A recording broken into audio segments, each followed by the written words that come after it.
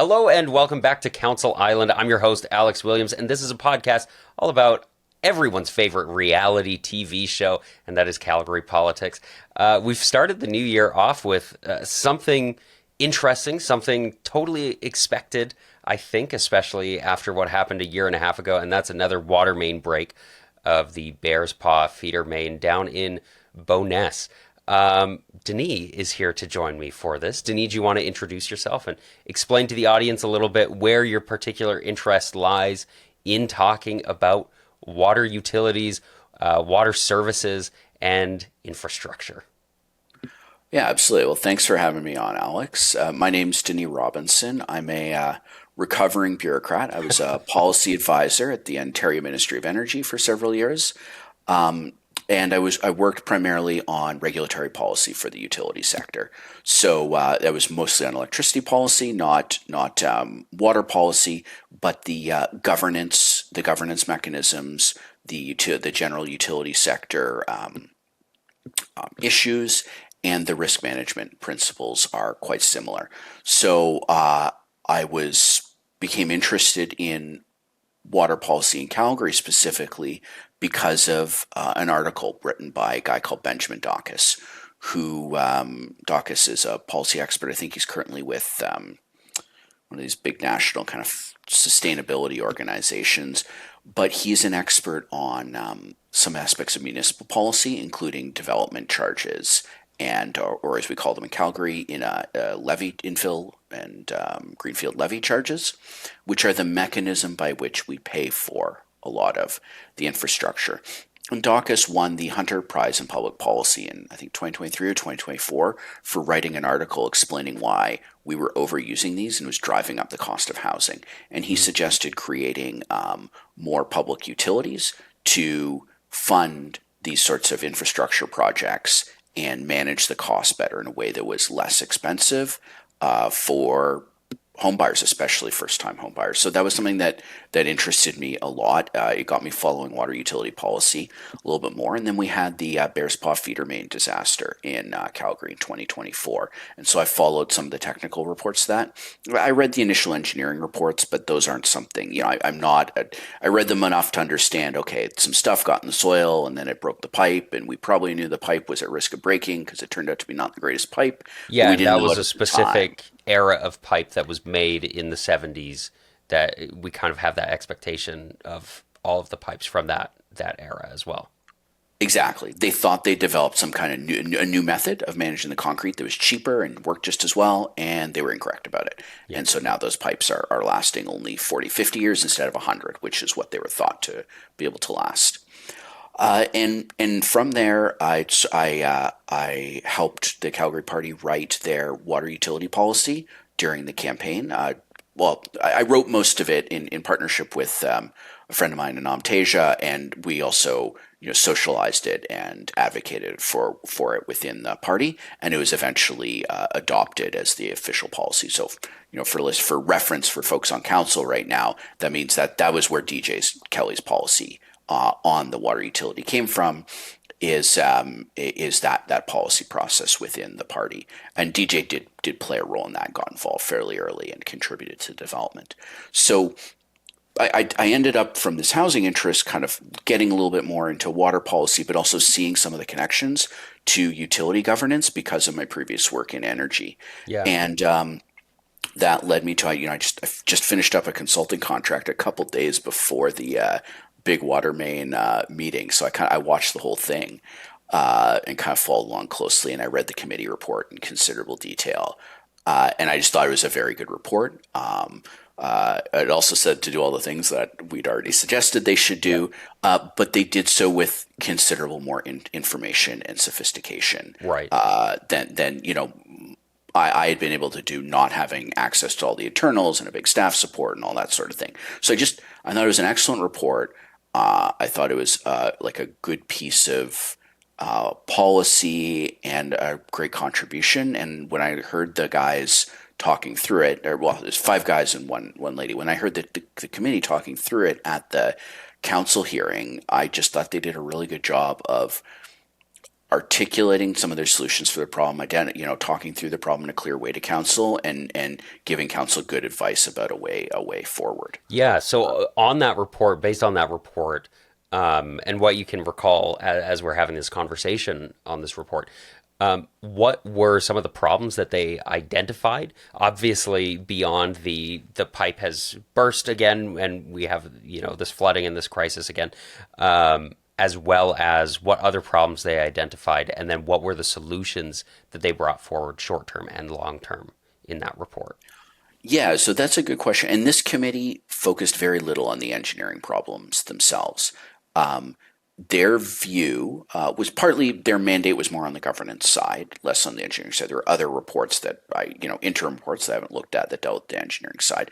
But their mandate and their view was that the central problem was a governance problem, and the the governance problem was that there wasn't the right accountability structure to ensure that short-term issues were addressed by the water department, and to ensure that long-term there was nobody sort of accountable for the broader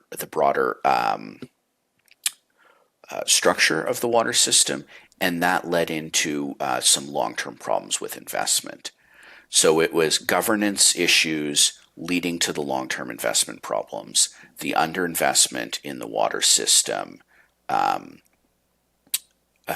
leading to eventually the break. Right. And very specifically, it was their view that, and I agree with this, that the lack of a clear single point of accountability Yeah. led to an issue where very low probability risks that might be, maybe it'll happen one time in the next 25 years, that always got pushed down the road. Right. And Because then it there's, happens increasingly more frequently. And a lot of the conversation, everybody wants somebody to blame, right? Like there is that desire to pin it on somebody. But like we mentioned at the beginning, these are pipes from the 70s that have had this issue for a long time. How long have we known about these issues, and how long should we have been doing something about it, regardless of whose responsibility that is? I say we in the broad sense. yeah, so I couldn't tell you the history of when the industry learned that these pipes were a problem. As soon as the industry learned those pipes were a problem, then it was just countdown to disaster. But the Calgary didn't even have to have the kind of update from the industry. In 2004, there was a break, and so it was clear in 2004. And as far as I can tell, everybody who's been commenting on this agrees on that by 2004, everybody should have understood that that there was basically a time bomb in our pipes, and it was just a matter of when. There were supposed to be investigations or expansions of the repair of like mitigation efforts in, I think, 2017, 2019, and 2022. You can find the exact dates in the reports, but several times in the last few years there were attempts to mitigate this were postponed or delayed. And so I think that there's a shared level of accountability for everybody who served on city council from 2004 through today, everybody who was mayor from 2004 through today, and everybody who's a senior executive in the water utility or in the city's, the chief administrative officer, general city manager role. What the exact kind of distribution of that, and there's also a level of responsibility in the province, because it's my understanding, and I couldn't tell you more of the details, but it's my because I just don't know them, but it's my understanding from doing the research into the water utility and talking to some people who had been around water policy in Calgary, that there were some initial attempts, and I don't know how sophisticated, how far they went, but there were some initial attempts in the 2010s to attempt to reorganize the water utility, the Calgary Water Department, and Yeah. the province played a role in killing that because they were not willing to play ball with the water licenses. Yeah, and I'm always a little bit suspicious anytime anybody says the solution is to reorganize. Because the city has done that over and over again. Many organizations have done that over and over again, and you kind of shuffle people around and you say, "All right, hopefully that fixes our problems." But a lot of the problems are not like that, right? A lot of the problems I think that we have with our water utility, and I wasn't very vocal about it because I'm not necessarily that passionate about it. But I wasn't a strong supporter as a candidate within the Calgary Party in the last election. I wasn't a huge supporter of the water utility because I did see it as largely a bit of a reshuffling, reorganizing of resources, of people, of expertise, just to kind of say we did something that should fix our problem, right? I think our problems go significantly deeper than this, and I'm not necessarily convinced that this will solve our problems.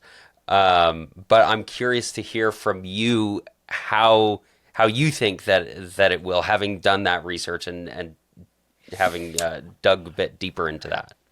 Yeah. So one thing I'll say is, first of all, I think the reorgs from the city came from. It's been understood for some time now in bureaucratic circles, both in business and in government, that teams can end up excessively siloed, and so you have a situation where the sales team is telling customers things that just aren't true because they're too siloed from the engineering team, or the parks department is just like not working with the climate department because the parks department doesn't want to have to deal with more trees, but the climate department wants more trees. These different parts of the organization can very easily work at cross purposes. So my understanding is that some of the reorgs, and I wasn't around for these, but some of the reorgs, the two reorgs that happened at the city in the late tens and early, like around 2020, 2021, were an attempt to move to a less siloed city organization. Right, which I Yeah. think is a great idea. I Yeah. ideally, yeah, And I think the problem with these is that reorgs are just enormously hard to do. yeah, And so it's like, in theory, a reorg can be a great idea, but you have to actually successfully pull it off, and that's a hmm, hard thing to do. And the larger the organization, the harder it gets. right, And so, especially in the business sector, I think the way they deal with this is basically companies go under, yeah, or companies like lose half their workforce, yeah. because that's just like easier than doing a reorg. But you can't really do that with government, and so they get stuck. Right, right. We can't just say, you know what, the corporation of the city of Calgary is over. Somebody else can take on the job if they want. Yeah, That's yeah, not really an option for us. Isn't making a water utility a little bit of a siloing? Like, what is like yeah. what is the solution here? Like, what exactly is it doing to actually improve our situation? Our situation, which maybe more specifically and might be better highlighted in that engineering report, but from the outside, from the average citizens, from the average Calgarian's perspective, the problem is that our pipes burst. And then we have to reduce our water usage. We have to think more about this. We have to potentially have boil water advisories. And so where does this fit in as a solution to these problems that the everyday Calgarian is experiencing? Yeah, basically the answer is that you want your water utility to be siloed because you don't want the people running the water system being like, oh, well, like, what about if we're spending too much money and costs are too high? It's like, no, the system has to work. You need to spend enough money to make the system work. What if, the road stuff, it inconveniences people? No, the pipe has to get dug because otherwise we don't have water. You do silo the water utility because it's a uniquely core service. And so it can't really, you don't want to have no trade-offs with other departments, but you want to insulate it from trade-offs with other departments because having potable water is so core to the right, and managing stormwater and floodwater appropriately, like we saw in, well, I mean, I wasn't here at the time, but Calgarians saw in 2013 how ugly and how fast that gets bad if that piece of the puzzle isn't handled properly. So I think the answer is that, yeah, you silo it because it's important. The other thing you do is that you silo it because it creates much better cost accountability. And this was another important piece of the recommendation from the expert committee is they said you need segmented financial statements. And the reason you need that is that, think of a water utility as a vehicle for buying for getting a mortgage on the whole water system, right? Say the water system, the whole value of it is like $30 billion. Nobody has $30 billion lying around, So we buy it as a city the same way somebody buys a house with debt financing. But because you can't own the water system yourself, everybody has like a very tiny little piece of it. You create an entity that holds that mortgage and charges everybody their share of it. You do not want to mix up the details of those mortgage payments for everybody's water with the police budget or the fire budget because then what happens is you end up with cross subsidization. And you say, and you have, some people not paying their full freight, and then they overbuild, and you get too much sprawl, or you have some people paying too much, and then they underbuild, and you have like an underused area. No, you want to say that everybody pays through their, utility rates what it cost, their share of running the system. And you have some big complex calculation to figure that all out, and lots of spreadsheets, and you have some engineers argue over it ceaselessly, and they don't get it quite right, but they get it right enough. And everybody pays their mortgage payments that's their fair share. And that's sort of what, but whereas if you think of like the connection between the police budget and the social services budget for homelessness and the transit budget, it starts to get hard to weed those out. And we also think of, there's a certain amount of like social subsidy going on there. Maybe you have low income transit passes or something, and that's appropriate. You don't want any of that in the water system. If you want to have vouchers for people who can't pay their water bill, that's fine. But the utility and the mortgage payments, they want to be distributed, in a user pays way. That's good for accountability, and it's good for an efficient operation of a multi-billion-dollar system that you want to operate efficiently. Right. So it is largely a, economic sustainability kind of argument. Absolutely. Making sure that we have a system that is paying for itself as opposed to weighing the city down with subsidies, which we're always going to subsidize infrastructure. That's how everything happens. That's what property taxes are for.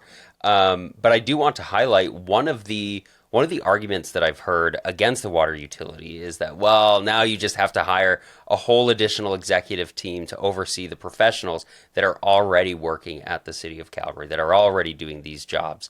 And so you increase costs in that way. But I kind of disagree with that a little bit. One of the things that I heard from somebody during the campaign in the last election was, why can't we get better people to run for city council? I said, because better people don't want to take that kind of pay cut to take a shitty job, right? It's a horrible job that is frankly underpaid for any counselor who actually shows up and puts effort into their job. It is a severely underpaid position. And that's my official take. But yeah, I agree with that. And so I do think that there is some benefit, and let's be really, really super clear, and we probably should have said this 18 minutes ago, but we should be really super clear that we are not talking about privatizing a water utility. We are talking about corporatizing a water utility, about creating a wholly owned subsidiary of the city of Calgary. It is not a private corporation. That's a really important, clear distinction to make here. It is not. It is also not a slippery slope to privatizing. I think privatization of any of our utilities is a horrible idea because we all depend on these so critically. But I think it's important to remember that sometimes it's worth paying people so that you can attract the talent that you need to attract in order to do a good job, in order to make sure that crises like what we're facing right now don't happen. Yeah, it's also how you get accountability. They may not. I won't. I don't have a view on whether or not Duckworth should be fired because I just don't know enough. Yeah. I think that, as the CAO and as the former head of the utility, he's one of those large group of people who bears, some of the share of the responsibility. And I just don't have the knowledge to know like how to apportion it. And I'm more thinking of, okay, how do you solve the problem going forward? Right. But if you want to, they may not be able to fire Duckworth because it may be too difficult to like hold him fully accountable. Because the reality was he's not paid what the head of a utility this size would be paid, and he wasn't solely responsible for the utility. He had a whole bunch of other things he was supposed to be doing. So Right. if you want that accountability, if you want to say if the water main pipe breaks, somebody's got to be fired. You need to go, and these people are usually going to be paid 600 to 1.2 million a year, and then you get to fire them if something breaks, and stuff is less likely to break. And Also, I it's just not that much money to have like another C-suite. It's maybe 5 million a year on a 10, 15, 20 billion dollar system. That's peanuts. well, and I also I want to highlight as well that trying to figure out who is at fault when there's a systems failure, right? Like this wasn't necessarily one person who failed in their project management role. This was a failure of a system that has been how we've been operating our cities for decades. It frankly doesn't really much matter who has been on council or who has been in those major seats, because this is the way that our system is set up. Our system is set up in a way that we can't afford to take care of our infrastructure. People demand lower taxes, so we push things off. We delay maintenance, and then we end up in situations exactly like this. This is a result of the system that we've created, not necessarily the people we've put in those places. Yeah, I think that's a fair point. I would push back a little bit and just say that the council and the senior members of the administration over that 20 something year period bear a non trivial amount of responsibility for the Absolutely. organizational structure Yeah. that was set up. Right. For example, Edmonton did recognize this problem and created EPCOR in the 90s. And that was politically challenging, but they did it, and they have a much higher functioning system. And I think there's a lot of evidence to suggest that that's a result of that water utility structure. It's a little bit harder in Alberta to do it. The way they do it in Ontario is they have a special corporate entity that is designed. It's like a set of laws for a corporation designed for publicly owned municipal utilities. So it's easier to set up the rules. I think Edmonton had to do some extra work because Alberta doesn't have that legal vehicle. But Interesting. it wasn't an overwhelmingly difficult problem. They figured out how to do it. The guy who basically set up EPCOR and played a major leadership role in EPCOR for years and years, forgotten his name, but he was on this committee and he, testified at the hearing. And, the proof is in the pudding. EPCOR's got a 5% leakage rate and Calgary's got a 22% leakage rate. And I'm not aware of any major water main disasters in Edmonton. Yeah. So I think that the difference for me is pretty stark. But there was, and that's why I say there's some role responsibility in the province's level. The province sets the governance playing field for the cities, and they haven't been any help that I'm aware of Right. in helping cities have better legal tools or policy tools to create better governance structures. And now, of course, they want all the reports, but that's a little bit of Monday morning quarterbacking. Yeah. From my perspective, they're 20. Some of those people have been in government on and off for the last 20 years. There've been lots of opportunities to get involved constructively, and it's not rocket science. It's not that hard to see. We set up the municipal utility structure in the 1800s, and it's just like some guys saying, "Hey, we need street lamps and sewers, and let's figure it out." Yeah, and things are different now, right? Yeah. Yeah, it's as things change, we need to be more adaptive, and we also have a lot of opportunities to take advantage of technologies and insights that did not exist back then. Yeah, I think it's an interesting idea. I'm still not totally sold on it. But tell us a little bit about how that went down in council, along with those recommendations that came forward, and how council wound up voting on all of those recommendations. Yeah. Okay. So you would have to go to the council record to get the exact votes. I'm going to do this a little bit from memory, but here's my kind of overarching understanding of what happened. First of all, there was an 8 or 9 hour hearing, and it opened with an argument over whether or not there would be unlimited questions. And Mayor Farkas wanted to, kind of keep things smooth. But the councillors wanted to ask unlimited questions and not be constrained by time, and they won the vote to do that. And Farkas said they may not even have taken it to vote. Farkas basically said, "All right, fair enough. Let's try to get out of here at a reasonable time, but sure, we can go." we can just be unlimited. And so all 15 councillors, to my recollection, questioned the committee, and what they were trying to determine was whether or not they would accept the recommendations of the committee. So the committee made 3 recommendations.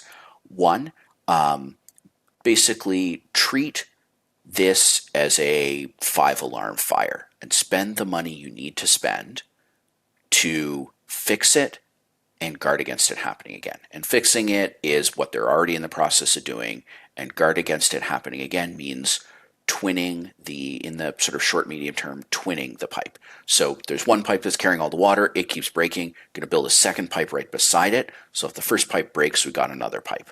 Have redundancy in the system, be much safer. And obviously, build the pipe with better material. The second recommendation are the more short-term recommendations, and these were to take the water business services of the city and move them into one bucket. Have a chief operating officer who controls all the water stuff and nothing else, who's accountable directly to, I can't remember if they suggested directly to council or directly to the CAO, but one or the other. Maybe they said you could do either. Yeah. Have an independent governance committee that keeps an eye on that COO and that entity, like an independent board of directors, Right. and doesn't have the power to force anybody to do anything, but provides advice to the COO and provides guidance to council on what's going on, what's happening. Right. And then carve out the financials. So they call them segmented financials. Take all the money that's going in and out of the water system and put it in one separate budget and have all that financial information completely separate and accessible kind of on its own terms. Right. And then the other thing, and then the long-term thing they suggest is they said, look, having this department inside the city is not a good idea because councillors don't have the expertise, the time horizons, or the incentives. They were a little bit cautious when they said incentives, but they were sort of basically saying incentives to do the long-term 10 and 30 and 50 and 100-year decision-making to keep this water, to make the right decisions about water infrastructure. And they also pointed out that Calgary actually has some pretty serious long-term risks in the water area. The Bow River is not unlimited. It's dependent on snowmelt. And there are significant regulatory and legal obligations about how water in the Bow is managed because a bunch of it has to flow to Saskatchewan. And we can't get away from that. Folks in Saskatchewan are not going to be happy, and they'll have the legal tools to seek recourse. There are also rules around water licenses about how much can be taken and how much has to be given back, treated. So you need, and those sort of water management problems are very, very long-term problems. You need an entity that is responsible for just looking at those. And so, but they don't think it's appropriate in the middle of a crisis to just flip over and make a new water utility. Of course. So it was deal with the short-term problems. Here's how you do it. Basically listen to the engineers. They've already told you what to do. Do some short-term changes in the financials in the department to improve accountability, and then in the long term, look seriously at the water utility. And they didn't say you must do a water utility. They said, we think you should do a water utility. It's the best decision. But you know what? Have the separate department with the segmented financials for a year and see what you think, and then make your call then, which I thought was a very reasonable way of doing it. Yeah, it's thoughtful, right? And like you said, in the middle of a crisis, you don't want to go and be like, actually, we're going to start a new wholly owned subsidiary. Yeah, it would not have been an appropriate time to do it. But your question was actually what happened in council. So those were the recommendations that council was looking at, and they questioned those recommendations. And a few of the things, there was a bit of focus on accountability, including some real pushes on like, whose fault was this? Who do we fire? And the committee refused to say fire this person, but they were willing to say this is not an acceptable situation you're in and you need to make changes. And they said, okay, what changes? And they said, well, appoint the COO to have somebody responsible. So they kind of avoided the question a bit, but I think that was, also responsible to not kind of go start saying who to fire, but to just say, here's how to fix it. Well, and also almost to have somebody who, if this happens again, right, in a more long-term scope, right, not if it happens next week, but if it happens again, have in the job description, it is you who gets fired. right? Like, Yeah. this is your responsibility. Your job is to do this. And if you do not do this, these are the consequences, right? As opposed to right now where we're stuck with a whole lot of vagary as to who do we blame for this circumstances. And like I said, it's largely systems as well that we can blame. Yeah, exactly. And there was some discussion from some of the counselors' questions about what role density and sprawl played in this. And once again, I would say that they mulliganed the question a little bit, but they were clear about the sort of the obvious detail, which is the more your sprawl, the less dense you are, the harder it is to provide water services to a large city, and the less efficiency per square kilometer per kilometer of pipeline and whatnot you have, and that drives up cost. Yeah. And it was I would say at a high level, I would characterize their view as people underspent on this system Hmm. and overbuilt in terms of sprawling the city, Yep. and that led to some of the cost challenges, which incentivized the underspending and the delays, which then caused the break. So, did the sprawl cause the break directly? No. Would there have been serious problems if we'd been building really efficiently and still had this governance structure? I think yes, because the risk management problems would still be there. I think there would still be a real risk that a major failure could have occurred because the risk management and the right governance framework wasn't there. Right. But the cost pressures in the system are to do with, and they actually said two things. One, to do kind of with the lack of density, but two, Calgary's not exactly a great place to serve with water. It goes up and down a lot, and it is expensive. I think they said there were more.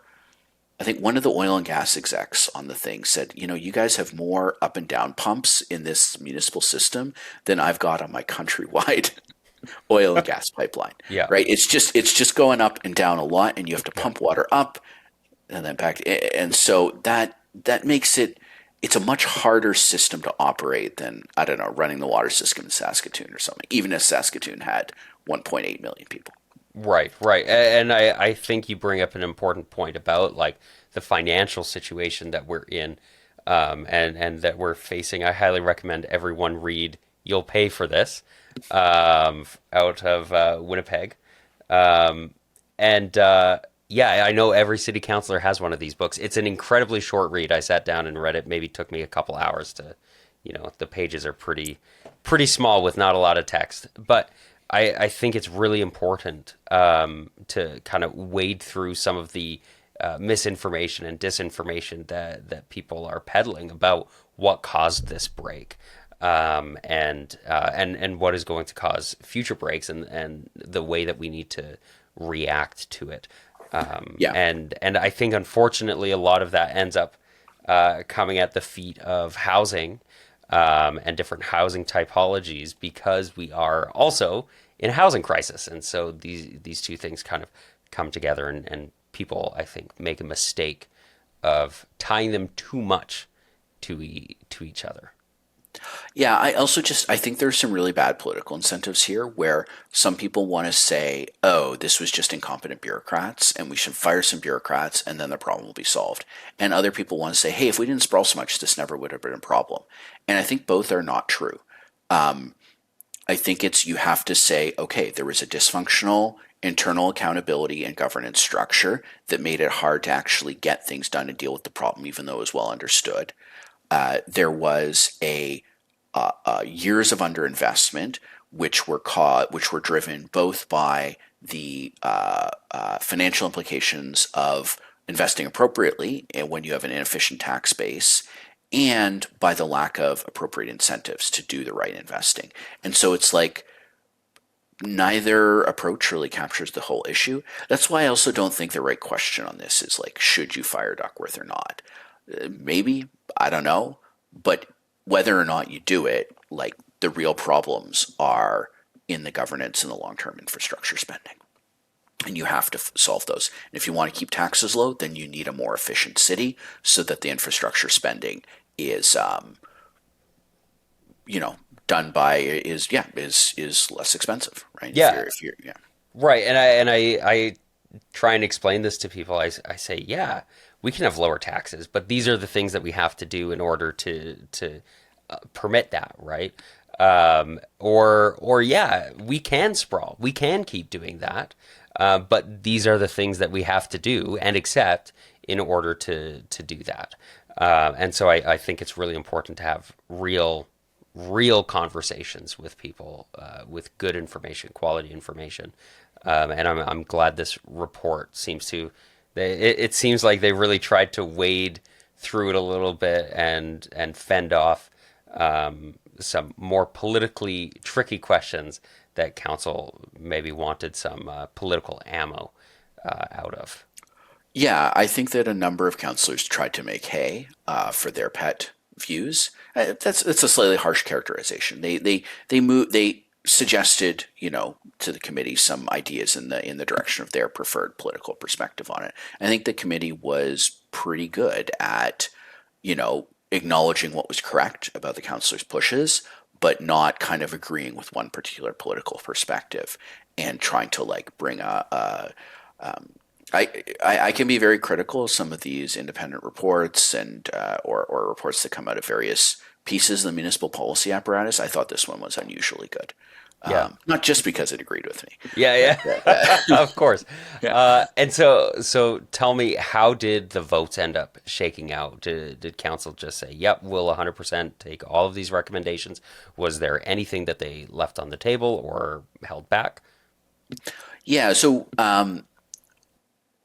they accepted the recommendations of the report 15-0, but they first amended the kind of structure for accepting them by an 8-7 vote.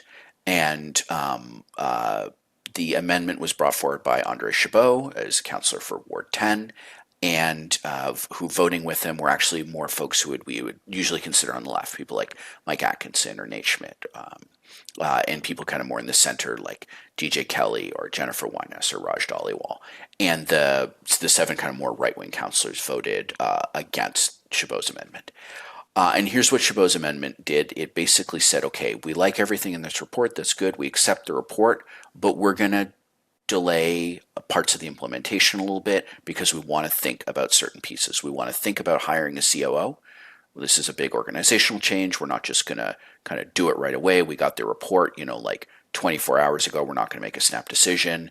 And we'll think more about the utility going forward. But we'll accept all your recommendations as kind of good ideas, and we'll only move the kind of more immediate stuff towards, yes, action right away. And I don't recall exactly all the details, but that was the general structure of the recommendation. And when Chabot and McLean, who were on opposite sides of the votes, but often tend to work together, were going back and forth on it, they seemed to come to an agreement that was McLean was sort of saying, okay, fine, you want to think about it a little bit more. I think we should just start getting things done, but that's okay. I think we're on the same page here. And yeah, Chabot saying, yes, I'm not opposed to any of these ideas. I just want us to take our time and do it properly. So I think there's actually a fairly high my impression was that there's a fairly high degree of consensus on council that a lot of the stuff in the report were things they wanted to move forward on. The spot that I think is going to be a tighter vote is, so if I had to guess, I would say they'll probably hire a water COO and segment the financials. That would be my guess. I'm not sure they entirely voted to implement that, but I think that it looks like they're moving towards that. Mm-hmm. I think there'll be more contention when it comes to the utility. That kind of shakeup gets a lot of stakeholders involved. It brings concerns among people who are skeptical about government capacity. You want to do this big thing, but you screwed up the green line, you screwed up this other thing, so we don't want you to do anything. Just like leave it alone and try to break as little stuff as possible.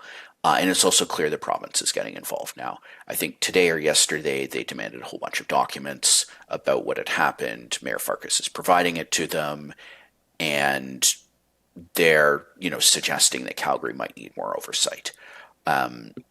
I don't necessarily disagree with the claim that the Calgary water system needs more oversight, but I prefer the approach suggested by the committee was they get professional independent oversight, not have kind of political oversight from the province, which in my view has struggled to provide effective oversight or governance support to the city on some key files, most key files that I can think of clearly in the last little while. Yeah, no, I concur with that absolutely. Before we wrap up here, it is getting late.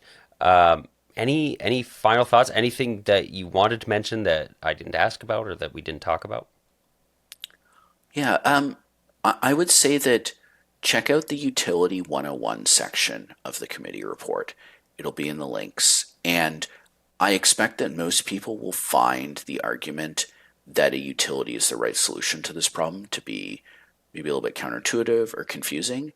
And I just think that somebody who's got experience in the utility sector will very quickly see why a independent, publicly owned utility is sort of the perfect policy tool to solve the problem we've ended up with in Calgary. And we understand how to run them. We have a governance structure at the provincial level and at the municipal level to manage the different pieces of operating them. And we have an enormous amount of expertise in the private and public sectors about how these agencies run, from places like EPCOR, NMAX, the various gas companies. Dealing with this is something that in some ways is actually an extraordinarily easy fix. It's just the utility mechanism will be counterintuitive to people who are not used to that. So if you think, don't dismiss it out of hand, learn a little bit about how utility works, think through it more, and see if it makes more sense to you. Because this, for me, this is like one of the most obvious policy solutions that I'm aware of for a major problem in Calgary.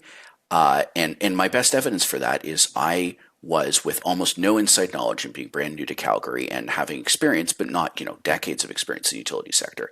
I was able to take a brief look at the Calgary utility system and write a policy paper that predicted almost all the recommendations in this report written by a series of experts with over 100 years experience. And I think sometimes the answer is just straightforward, clear, and available to us, and that's the situation we're in here. And I hope they're successful at implementing all the recommendations of the committee. I think it'll leave us all a lot better off.